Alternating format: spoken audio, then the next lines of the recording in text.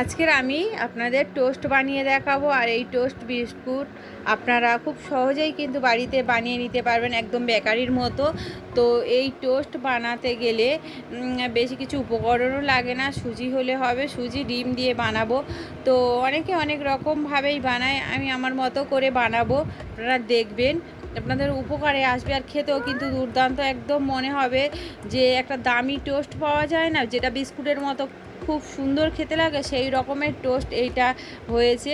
তো কিভাবে বানাচ্ছি দেখে নিন, তারপরে আমি সব কিছু বলবো। প্রথমে আমি মিক্সিং জার নিয়েছি, আর ওর মধ্যে আমি 120 ml মানে কাপে 2 কাপ সুজি, আমি মোটামুটি 200 গ্রামের সুজি নিচ্ছি। তো এটা দুবার ধরে আমি ব্লেন্ড করে নিয়েছি।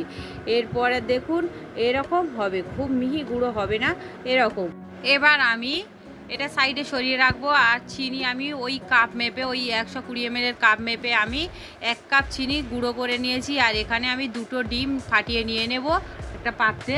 তারপরে ভালো করে এটা একটুখানি হ্যান্ড হুইচের সাহায্যে মিশিয়ে নেব। এটা এমন মেশাবো যাতে কালারটা চেঞ্জ হয়ে একটু সাদা মতো হয়ে আসে। দেখেই বুঝতেই পারছেন মেশানোটা আমার কতটা সুন্দর হয়েছে। একটু সময় ধরে মিশিয়ে নিতে হবে।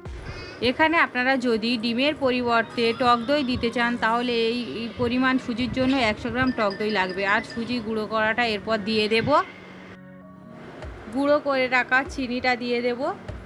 এখানে প্রায় এই কাপটা আমার তো 1 কাপ চিনি গুঁড়ো করতে প্রায় 1.5 কাপ মতো হয়েছে। এবার দুধের প্যাকেট একটা 10 টাকা দিয়ে দিলাম। তারপরে স্বাদ মতো অল্প লবণ দিয়ে দেব, টোস্টে লবণ লাগে। আর মৌরি 1 চামচ দিয়ে দেবো একটু হাতে ঘষে। তারপরে আমি হ্যান্ড হুইচের সাহায্যে ভালো করে মিশিয়ে নিতে থাকবো। খুব ভালো করে মিশিয়ে নেব। যখন মেশানো হয়ে যাবে, একটু টাইট টাইট মনে হচ্ছে যেহেতু সুজি ফুলবে, তো এবার আমি চিনির পাত্রটা ধুয়ে আমি এখানে 2 চামচ মতো জল দিয়ে দেবো। তারপর ভালো করে মিশিয়ে নেব। মিশিয়ে নেওয়া হয়ে গেলে এবার ওর মধ্যে দিয়ে দেব আমি বেকিং পাউডার। এখানে বেকিং পাউডার আমি 1 চামচ দিলাম। তো 1 চামচ দেওয়ার পরে মনে হলো আরও একটু দিতে লাগবে, তো আরও হাফ চামচ মতো দিয়ে দিলাম। কিন্তু এখানে বেকিং পাউডার দেবো, সোডা দেবো না। তো তারপরে ভালো করে আবারও মিশিয়ে নেব। মিশিয়ে নেওয়া হয়ে গেলে এটা আমি 15 মিনিট ঢাকা দিয়ে রেস্টে রেখে দেব। 15 মিনিট হয়ে গেছে। এবার আমি এটা আবারও 2 মিনিট মতো ভালো করে ফেটিয়ে নেব। আর কতটা সুজিটা ফুলে গিয়েছে আপনারা তো দেখেই বুঝতেই পারছেন। এবার আমি কি করব, এটা সাইডে সরিয়ে রাখবো। আর তারপর কেক টিন নিয়েছি, কেক টিনের মধ্যে আমি তেল লাগিয়ে নেব একটুখানি। তারপরে এটা আবারও সাইডে সরিয়ে রেখে আবারও ওই ব্যাটারের মধ্যে আমি 2 টেবিল চামচ সাদা তেল দিয়ে দেব। কারণ না হলে কিন্তু এটা আমি যেহেতু এটা ফ্রাই করব না, এটা আবার ব্রেক করে টোস্টটা বানাবো, সেজন্য একটু তেলের দরকার আছে। না হলে কিন্তু কেক টিন থেকে কেকটা উঠতে চাইবে না। তো এরপরে একটা আমি বাটার পেপার দিয়ে দিলাম। আপনাদের কাছে না থাকলে এমনি নর্মাল কাগজে তেল লাগিয়ে দিয়ে দেবেন, হয়ে যাবে। তারপর উপরে একটু তেল দিয়ে দেব। এরপরে আমি ব্যাটারটা উপর থেকে ঢেলে দেব। ঢালা হয়ে গেলে 3-4 বার একটু ট্যাপ করে দেব। তারপর এটা সাইডে সরিয়ে রেখে আমি গ্যাস অন করে গ্যাসের উপরে কড়াই বসিয়ে 5 মিনিটের জন্যে কড়াইটা ফ্রিহিট করে নেব। ফ্রিহিট করা হয়ে গেছে। এবার আমি ওর মধ্যে একটা স্ট্যান্ড বসিয়ে দিয়েছি। আর স্ট্যান্ডের উপরে কেক টিনটা বসিয়ে ঢাকা বন্ধ করে 40 থেকে 45 মিনিট আমি মিডিয়াম টু লো আঁচে ব্রেক করে নেব কেকটা। তো 45 মিনিট আমার হয়ে গেছে। আমি একটু চেক করে দেখছি, দেখুন পুরো ঠিকঠাক হয়েছে।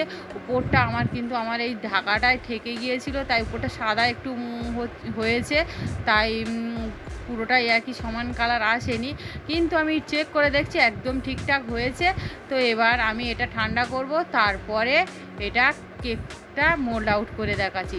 তো ঠান্ডা হয়ে গেছে। এবার চারিদিকে ছুরির গা দিয়ে ভালো করে ছাড়িয়ে নিয়েছি। তারপরে এটা মোল্ড আউট করে নিলাম।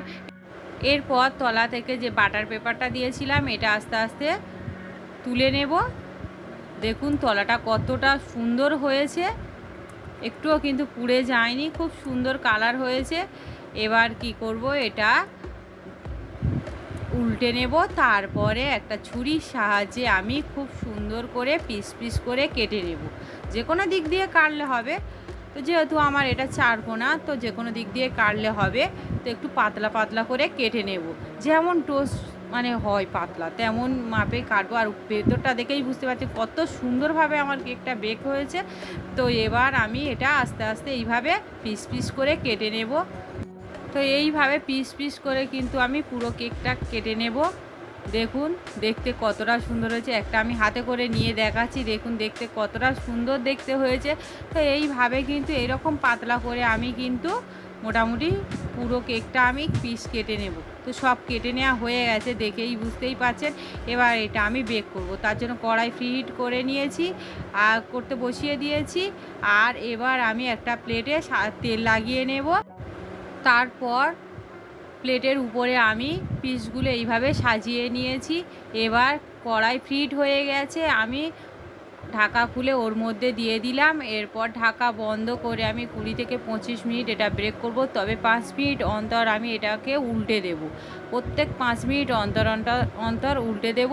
আর এখানে আঁচটা বলে দিই, আঁচ রাখতে হবে কেক বানানোর সময় মিডিয়াম টু লো আঁচ, কিন্তু এখানে আরও মিডিয়ামের থেকে আরও একটু কম, মানে সিমের থেকে একটু উপরে রেখে বেক করতে হবে। খুব বেশি জোরে আঁচ দিলে কিন্তু পুড়ে যাবে, খুব তাড়াতাড়ি পুড়ে যাবে, তাহলে কিন্তু যে টোস্ট হবে না, তাহলে মচমচেটা হবে না। সেই জন্য একটু সময় ধরে এটা করতে হবে, কিন্তু একটু উল্টে পাল্টে 4-5 বার ধরে এপিট ওপিট উল্টে পাল্টে খুব সুন্দর করে সেঁকে নেব। দেখুন আমার টোস্টের কালার চলে এসছে। এবার আমি এগুলো প্লেট থেকে তুলে নেব। তারপরে আবারও ওই একইভাবে বাকিগুলো আমি বানিয়ে নেব টোস্ট উল্টে পাল্টে। তো সবগুলো বানিয়ে নেওয়া মোটামুটি হয়ে গেছে দেখুন। এবার আমি কি করব, এটা প্লেটে সার্ভ করে দিচ্ছি। আর এই টোস্টটা কতটা খাস্তা কতটা মুচমুচে হয়েছে সেটা আপনারা বলে বোঝাতে পারছি না। আপনারা আওয়াজ শুনে হয়তো বুঝতেই পারছেন। খুব মানে খুব মুচমুচে, তবে গরম অবস্থায় একটু নরম হবে, তবে যখন ঠান্ডা হয়ে যাবে পুরোপুরি খুব মুচমুচে হবে। আর এটা একদম পুরো কিন্তু ব্রিটানিয়া রাস্ক টোস্ট যেরকম পুরো সেম সেরকমই হয়েছে, খেতেও কিন্তু একদম ওই রকমেরই হয়েছে। বাজারে বিক্রি হয় কেজি দরে, একটু দাম নেয়, দামি টোস্ট। তো সেই টোস্টের মতো দেখতে হয়নি, একদমই তারই মতো দেখতে হয়েছে। অনেক দোকানে অনেক বেকারিতে আছে টোস্ট একটু খোড়ো মতো মনে হয়, সেরকম কিন্তু টোস্ট নয়, এটা একটু বিস্কুটের মতো খেতে লাগবে, খেতে একটু অন্য রকমের যেন, মানে মুখে দিলে এতটাই খাস্তা, মানে এতটা খাস্তা হয়েছে, এতটা সুন্দর হয়েছে সেটা আপনাদের বলে বোঝাতে পারবো না। আপনারা হয়তো দেখে বুঝতেই পারছেন, কিন্তু আপনারা টেস্ট করছেন না তাই বুঝতেই পারছেন না। সত্যি খুব সুন্দর হয়েছে। অবশ্যই আপনারা এইভাবে কিন্তু একবার টোস্ট বানিয়ে নিতেই পারেন। তো আর কেমন হয়েছে সেটাও আমাকে কমেন্ট করে জানাবেন। আমার এই রেসিপিটা যদি ভালো লাগে তাহলে অবশ্যই আমার চ্যানেলের পাশে থাকবেন। আর আমার চ্যানেলে যদি কোনো নতুন বন্ধু হয়ে থাকে তাহলে আমার চ্যানেল সাবস্ক্রাইব করার অনুরোধ রইল। সবাই ভালো থাকবেন, সুস্থ থাকবেন, ধন্যবাদ সবাইকে। দেখা হবে পরের রেসিপিতে।